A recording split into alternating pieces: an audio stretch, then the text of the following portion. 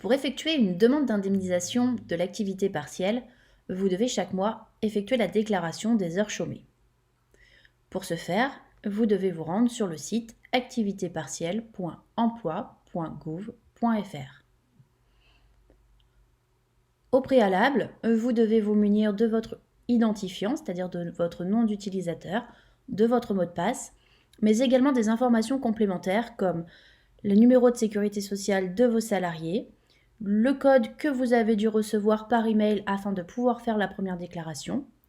Vous devez également détenir le taux horaire brut de vos salariés et calculer 70% de ce taux horaire brut. Il va falloir l'indiquer dans votre demande d'indemnisation. Également, avoir à portée de main le relevé des heures chômées et des heures travaillées, semaine par semaine, pour les salariés qui sont concernés par cette indemnisation. Une fois que vous avez réuni toutes les informations nécessaires, vous pouvez renseigner votre nom d'utilisateur et votre mot de passe pour vous connecter sur la plateforme.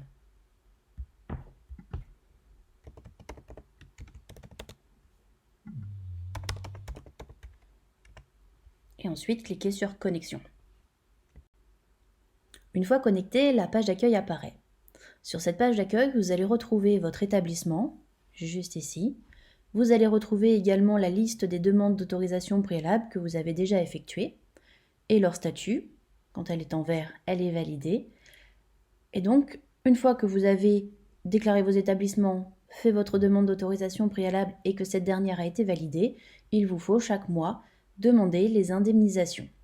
Pour cela, vous allez dans la 3e rubrique de cette page d'accueil et vous allez cliquer sur « Créer une nouvelle demande ».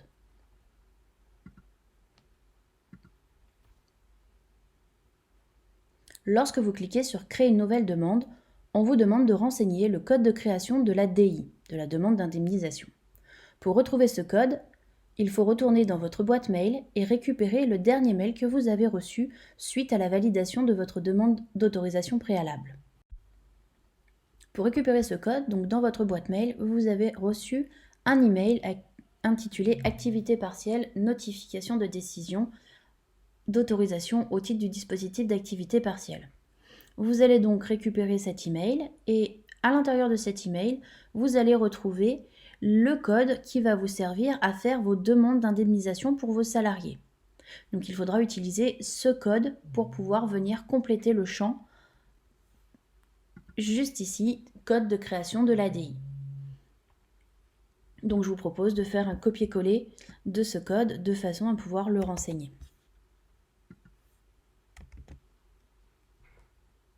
Une fois le code renseigné, vous avez une nouvelle fenêtre qui s'ouvre et là, vous avez le mois à renseigner. Donc généralement, il va se positionner mois par mois sur le mois qui est en cours. Donc là, à l'heure actuelle, nous allons faire la déclaration pour le mois de mars 2020. Donc il vous indique également que vous ne pouvez pas faire de demande avant le mois de mars 2020. Une fois que vous avez donc renseigné ce code et que vous avez sélectionné le mois concerné par cette demande d'indemnisation, vous cliquez sur le bouton Créer. Attention, le bouton Créer se trouve à gauche.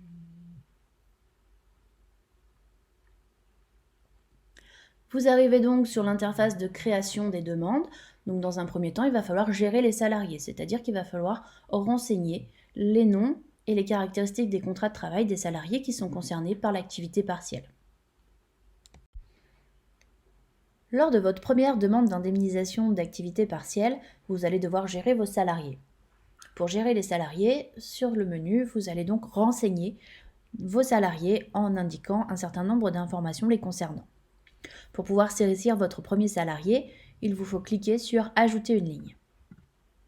Lorsque vous cliquez sur « Ajouter une ligne », vous avez un champ à renseigner qui vient de s'ouvrir.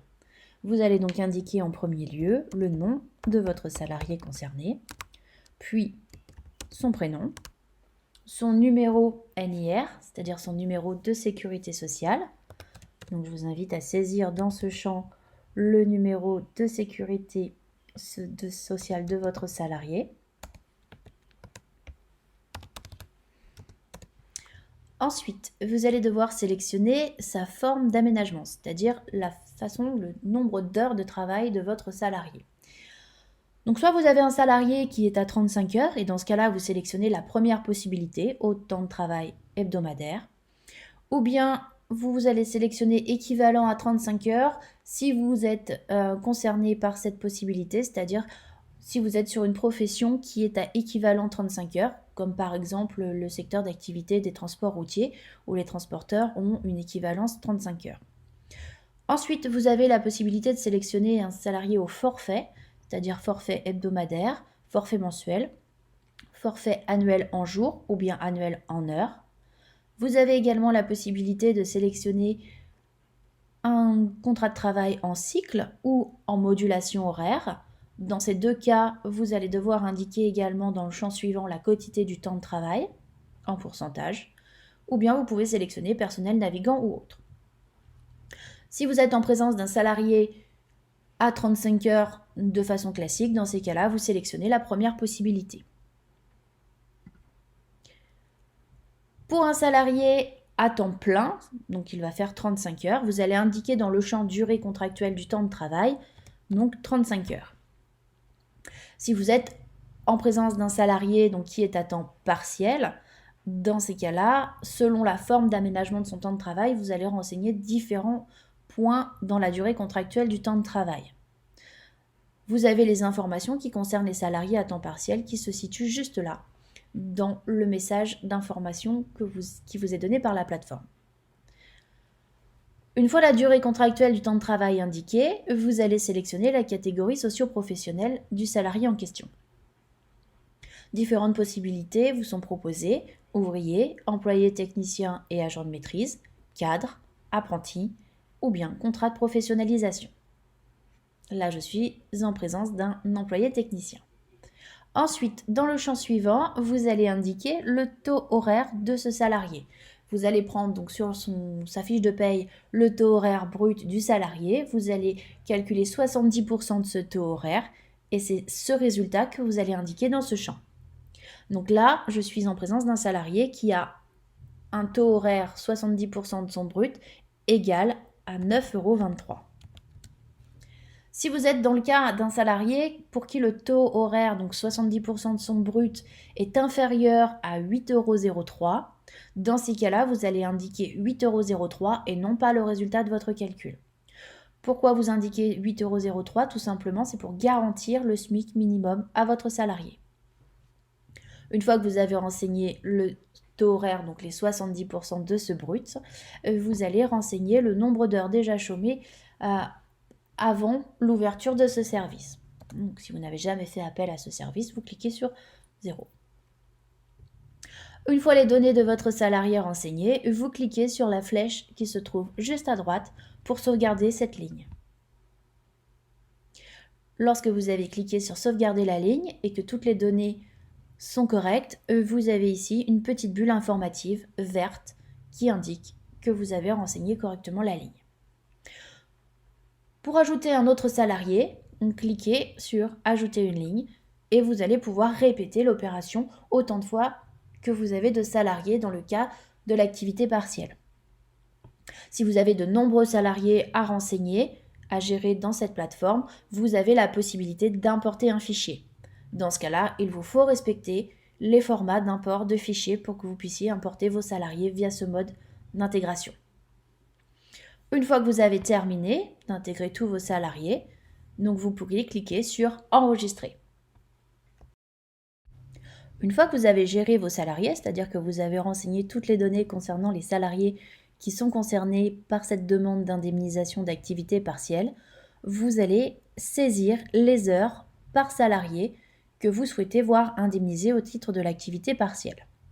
Pour ce faire, vous allez donc venir sélectionner un salarié que vous avez au préalable renseigné.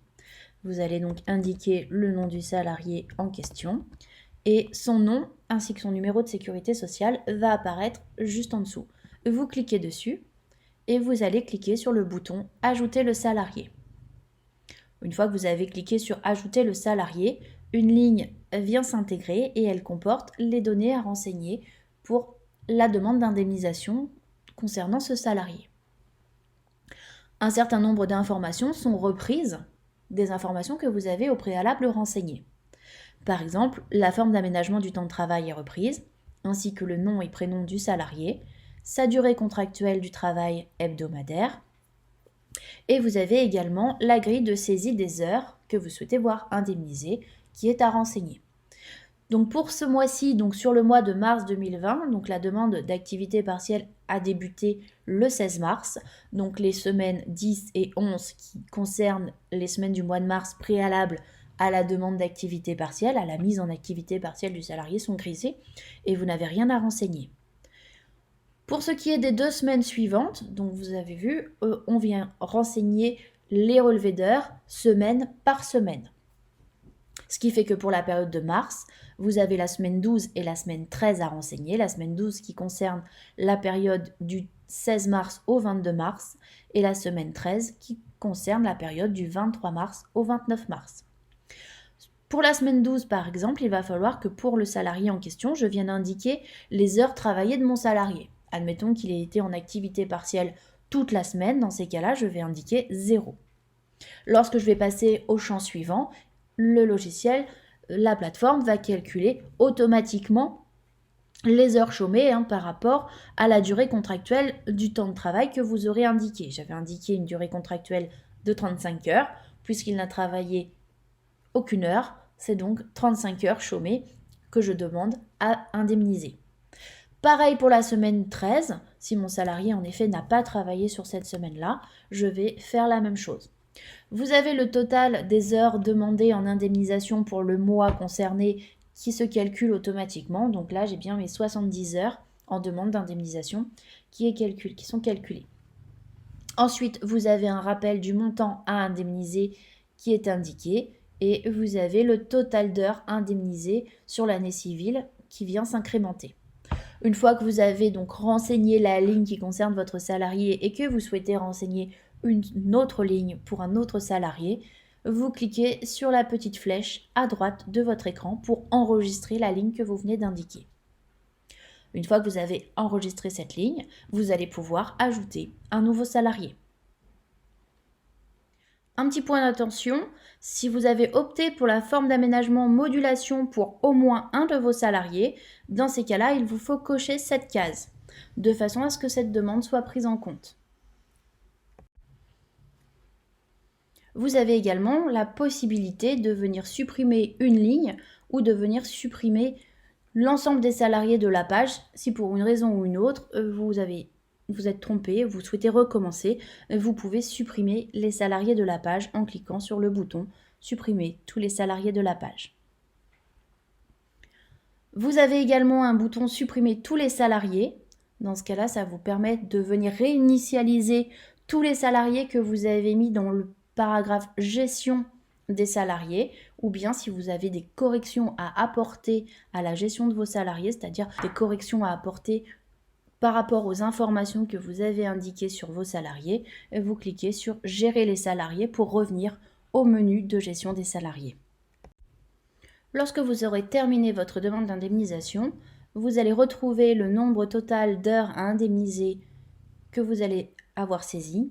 Vous allez retrouver également le montant à indemniser qui est indiqué en bas de votre écran à droite. Une fois votre demande d'indemnisation pour le mois en cours terminée, vous allez pouvoir cliquer sur « Envoyer la demande à l'UD ». N'oubliez pas cette dernière étape, sinon la demande ne sera pas validée, elle restera en statut provisoire. Lorsque vous revenez sur la home page, vous allez retrouver les différentes indications et les différents statuts de vos demandes. Vous allez retrouver toutes les demandes d'indemnisation que vous aurez effectuées juste à cet endroit-là. Vous avez le statut de votre demande qui est indiqué. À partir du moment où vous n'avez pas encore envoyé la demande à l'UD, dans ces cas-là, le statut reste provisoire.